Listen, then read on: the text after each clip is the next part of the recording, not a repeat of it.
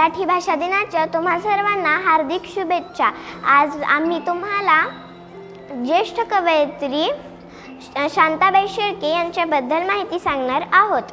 प्रतिभासंपन्न कवयित्री म्हणजे शांताबाई शेळके, लेखिका, प्राध्यापिका, मराठी साहित्यातील एक रसिकप्रिय कवयित्री, गीतकार, कथा लेखिका, कादंबरीकार, अनुवादक, ललित लेखिका, बालवाङ्मयकार, स्तंभ लेखिका, वृत्तपत्र सहसंपादिका अशा वेगवेगळ्या साहित्यांवर हुकूमत असणाऱ्या साहित्यिक म्हणजे शांता जनार्दन शेळके। लाडकी बाहुली होती माझी एक, मिळणार तशी ना शोधून दुसऱ्या लाख।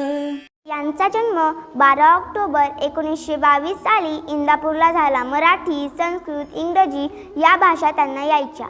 वाङ्मयाचे सर्वच प्रकार जरी त्यांनी हाताळले असले तरी गीतकार म्हणून त्या विलक्षण लोकप्रिय झाल्या। त्यांची अनेक बालगीते, भावगीते, चित्रपटगीते लोकप्रिय आहेत। स्त्रीमनाच्या भावनांचा वेध घेणारी ही शांताबाईंची अनेक गाणी आहेत। सरळ, शुद्ध, निरागस असा आत्मविष्कार असल्यामुळे त्यांच्या कविता या काळजाला स्पर्शून जातात। किलबिल पक्षी बोलती, झुळ झुळ झुळ झुळ झरे वाहती, पानो पानी फुले बहरती, फूल पाखरेवर भिरभिरती। स्वप्नी आले काही, एक मी गाव पाहिला बाई। 1947 साली वर्षा हा त्यांचा पहिला कविता संग्रह प्रसिद्ध झाला। कथा, ललित लेखन संग्रह, कादंबऱ्या याबरोबर जपानी कवींच्या हायकूंचे भाषांतर, कालिदासांच्या मेघदूतांचा अनुवाद अशी त्यांची विपुल साहित्य निर्मिती आहे। तसेच संपादन क्षेत्रातील कामगिरी सुद्धा मोठी आहे। विविध साहित्य कृतीसाठी त्यांचे प्रस्तावना लेखन हे शांताबाईचे कार्य मराठी साहित्य क्षेत्रातील अनमोल असे योगदान आहे।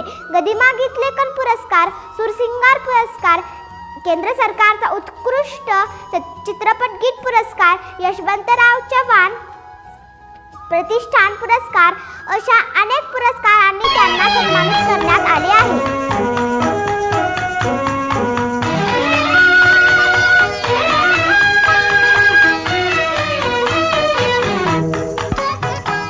आम्ही सरदार, आम्हाला काय कुणाची भीती, देव देसन धर्मापायी प्राण घेतला हाती। यांना निसर्गाविषयी विलक्षण ओढ होती। त्यांचा व्यासंग अफाट होता। डॉक्टर वसंत अवसरे या टोपण नावाने त्यांनी गीतलेखन केले। त्या म्हणत असत, कविता लेखनातून मी कृतार्थतेचे क्षण मिळवत राहिले। मी माझ्या कवितांमधून मला शोधले आणि त्या संदर्भातून मी जग जाणून घेण्याचा प्रयत्न केला।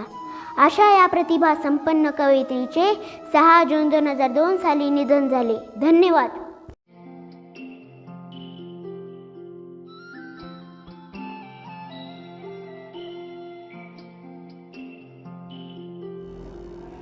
नमस्कार। मराठी राजभाषा दिनाच्या हार्दिक शुभेच्छा तुमच्या सर्वांना।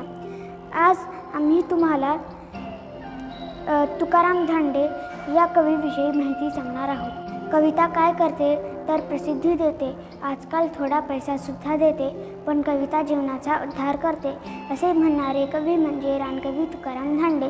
रानावनातले शब्द माझे मी तसेच व्यक्त होणार, ते कळो वा न कळो, पण ते कळल्या तरी माझे शब्द अचूकपणे पोहोचणारच अशा विश्वास ठेवत गेल्या 40 वर्षांपासून डोंगर दऱ्यातील शब्दांचा साज लेवत त्यांची कविता फुलत गेली।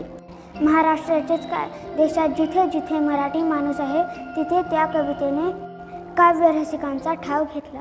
पोर डोंगराव भाळली, पोर डोंगराव भाळली, त्याच्या नादी लागुनिया अख्ख्या रानात पांगली, डोंगराव भाळली।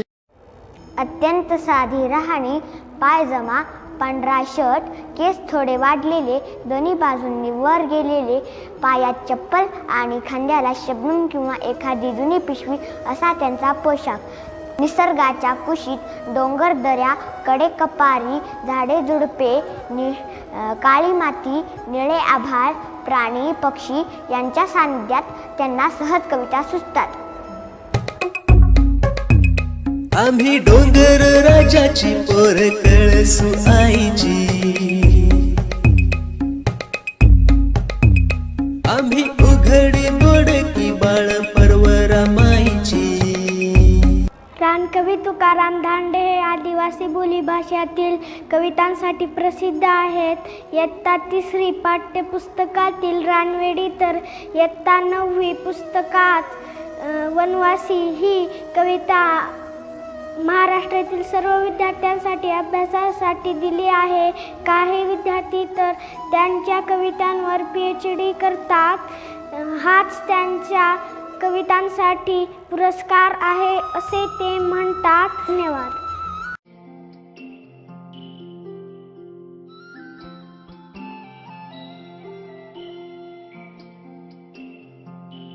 विंदा करंदीकर यांचे पूर्ण नाव गोविंद विनायक करंदीकर.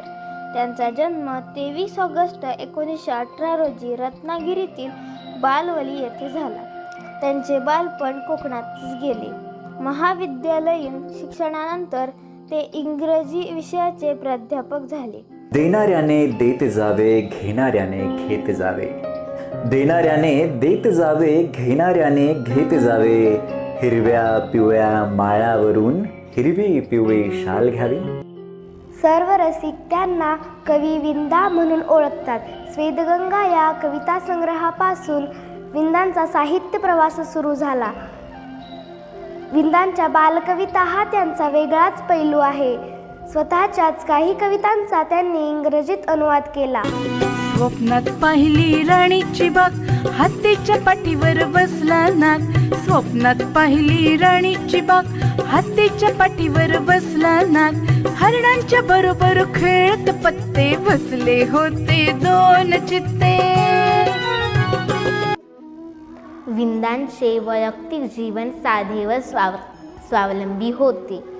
त्यांनी स्वातंत्र्य सैनिकांना मिळालेले वेतनही कधी स्वीकारले नाही. मराठी साहित्यातील सर्वोच्च असा ज्ञानपीठ पुरस्कार त्यांना प्रदान करण्यात आला होता. याशिवाय विंदांना अनेक पुरस्कारांनी सन्मानित करण्यात आले होते. असे हे महाराष्ट्राचे लाडके कवी विंदा करंदीकर यांचे 14 मार्च 2010 रोजी निधन झाले. होते सांगत पुराण, उंट होता वाचित कुराण. माकड होते सांगित पुराण, उंट होता वाचित कुराण. सिंह होता व्याख्यान देत, गाढव होते उतरवून घेत. जिराफ होता गात छान, माने इतके लांब कान.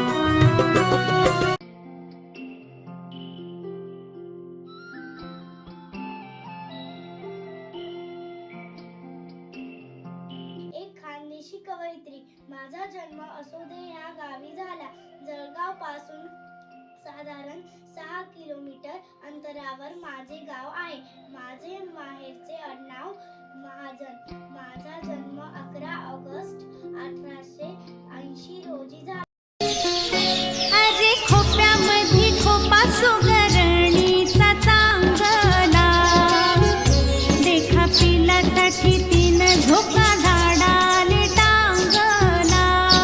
वाचता येत नव्हते, निरक्षर होते मी, पण माझ्याकडे जिवंत काव्य रचनेची निसर्गदत्त प्रतिभा होती. म्हणूनच शेतकाम व घरकाम करताना मला ओव्या व कविता सुचायच्या. आज माहेराले जान, झाली झाली वो पहाट.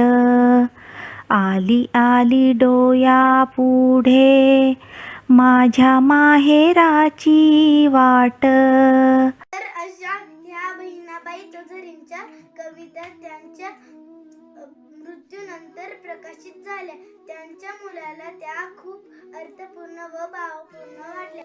त्यांनी त्या आचार्य अत्रेंना दाखवल्या. त्यांनी त्या वाचल्या व म्हणाले, हे तर भावनकार बावन कशी सोनं आहे हे महाराष्ट्रापासून लपवून ठेवणं हा गुन्हा होईल.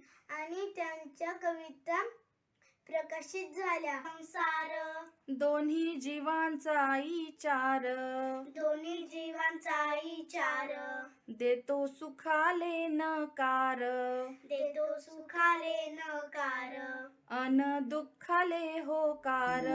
आणि दुःखाले होकार.